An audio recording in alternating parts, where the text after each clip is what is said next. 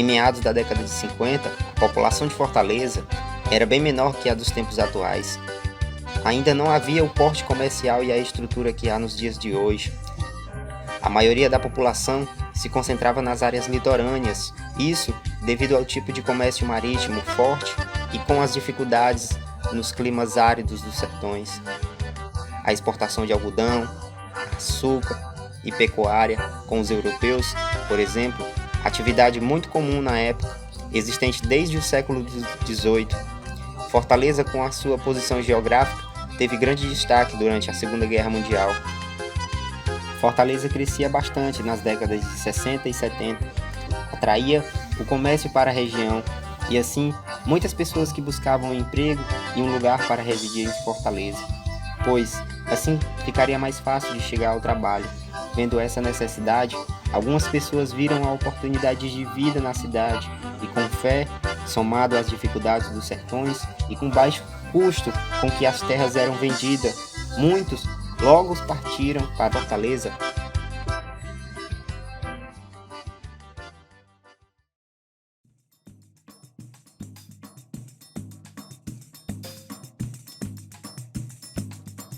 Em 1950, a população de Fortaleza era, segundo o censo da época, de 270 mil habitantes e na década seguinte, 1960, dobrou para 500 mil habitantes.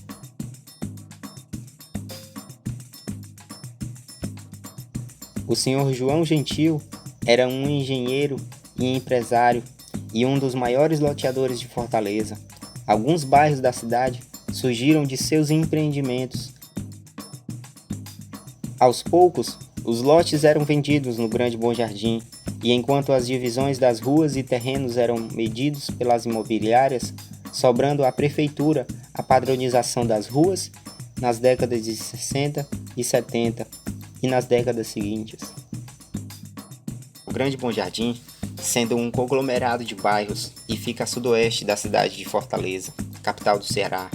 Os bairros Bom Jardim, Canidezinho, Granja Lisboa e Granja Portugal e Siqueira, com a população em cerca de 204 mil, segundo o censo de 2010. O Grande Bom Jardim pode se comparar em números com a população de Maracanaú, que é cerca de 209 mil. Nos bairros citados, existem outras localidades que também é denominada pelos próprios moradores como sendo bairros. Alguns deles são Parque Santa Cecília, Santo Amaro, Jerusalém, São Vicente, Tatumundé, Marrocos, Jardim Jatobá, são alguns exemplos. Fui crescendo, né? Do outro lado do rio Siqueira.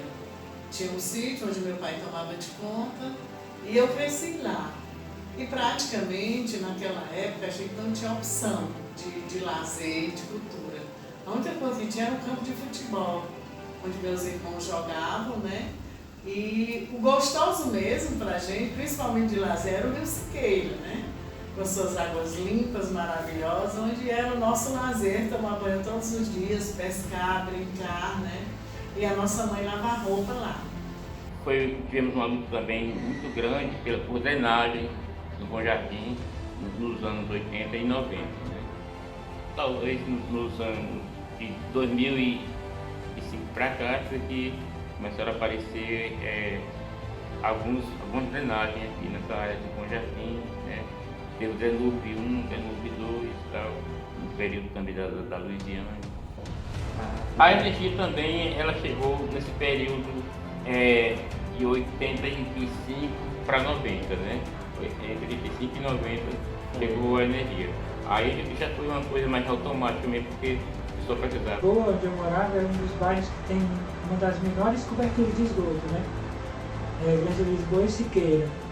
O que está um pouco melhor é os bairros mais próximos do Rio Maranguapinho, né? Granja Portugal, Bom Jardim e Quempezinho, tá? Mas o esgoto continua sendo ainda hoje um grande problema, né? De quem mora aqui na região. Está bem abaixo do nível que já é baixo da cidade de Fortaleza. A gente tem em torno de 57% de cobertura de esgoto, de rede de esgoto, mas aqui no Bom Jardim não chega a 30%. Então, a gente quer ver 100% da cidade com esgoto, a gente tem uma parte da cidade que até tem, mas no geral, na média, dá 57% para a cidade, e aqui no Bom Jardim é 29%, então não chega a 30%.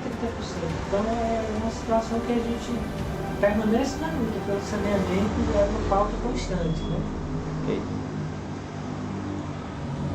Acho que a minha câmera vai... O Grande Bom Jardim tem algumas características de certo ar interioriano do Nordeste, sendo típico o costume de colocar as cadeiras em frente às casas para conversar com os vizinhos, assim mesmo que raramente é possível ver as pessoas andando a cavalo, criando galinhas e outros animais pelas ruas, e o costume de cultivar flores e algumas ervas medicinais, herança dos primeiros moradores. Devido aos costumes e crenças de origens cristãs, trazido pela Igreja Católica, com a sua influência na vida de vários moradores, dedicaram alguns nomes de santos a diversos bairros dentro do Grande Bom Jardim. Além de criar entidades de caridades e assistências sociais, já desde sua fundação, os bairros eram pobres e carentes. Enquanto alguns poucos ricos compraram seus lotes de terras próximos do centro, Aldeota e Meireles, bairros que hoje em dia são considerados nobres, a maioria da população, em grande parte, pobres, se aglomeraram nas regiões distantes, as áreas de concentração de renda da cidade. Uma das saídas para a problemática de moradia eram as ocupações ilegais de terras, mais conhecidas como invasões, já que era muito comum em toda a Fortaleza.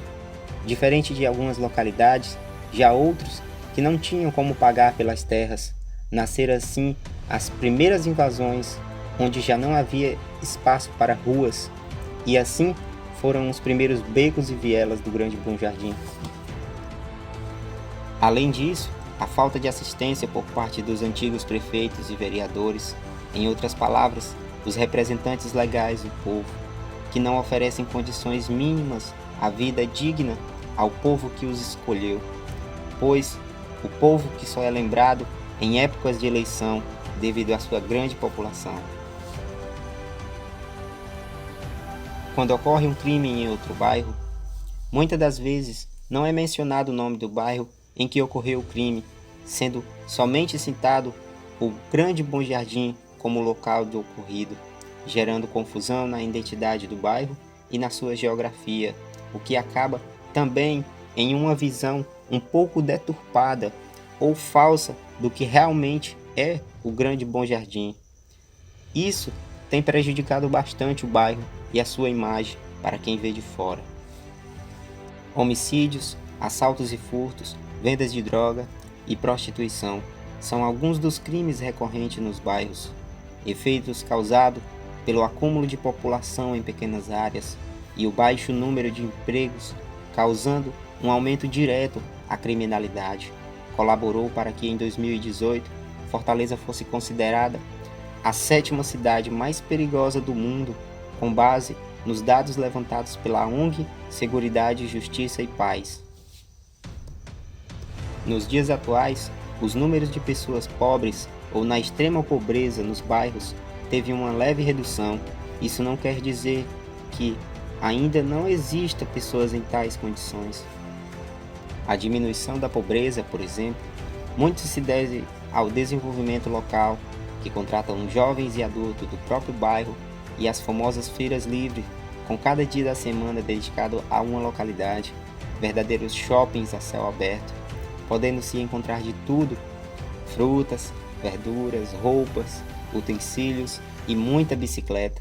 E um hábito comum dos antigos sertanejos e a falta de fiscalização, era muito comum também encontrar comércio de pássaros e aves, prática já extinta graças à fiscalização mais rigorosa.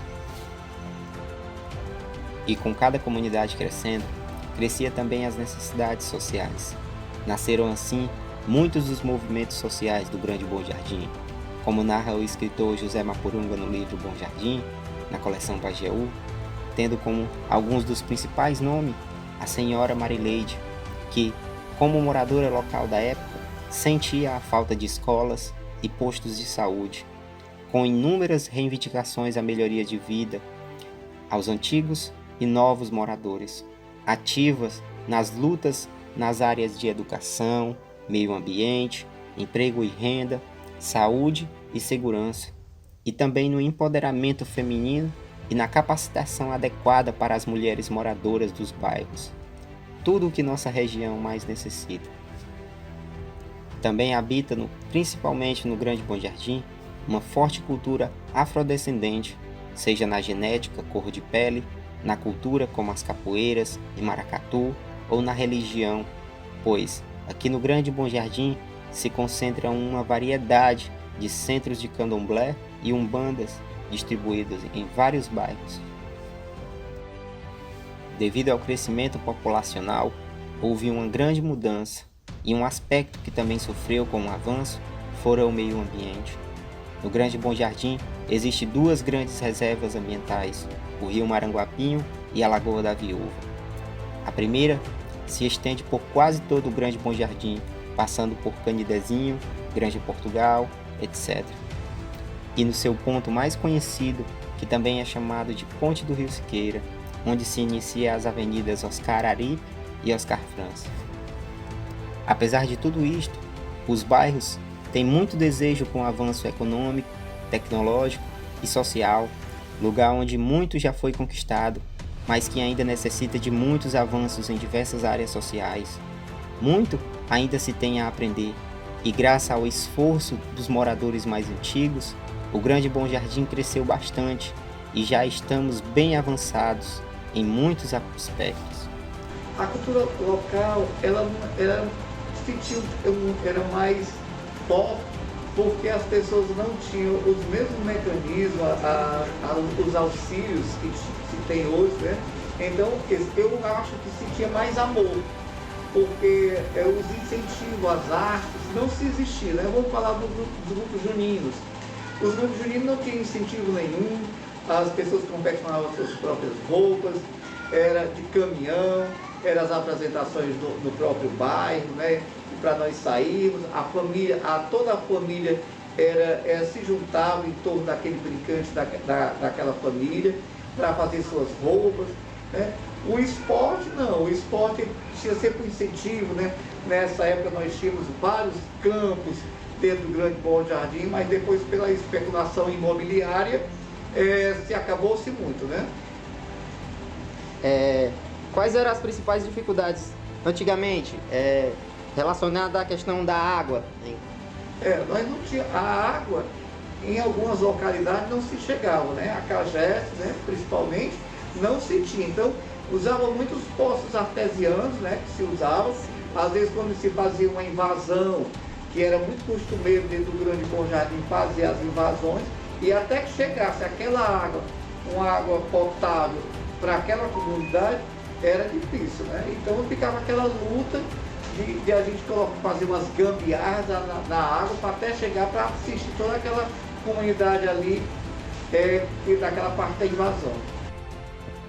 Muitas pessoas que vieram do interior e não conseguiram uma moradia, uma solução foram os aluguéis, tornando-se uma saída para não morar na rua ou não conseguir um abrigo com amigo. Falta de comida e a fome era certa.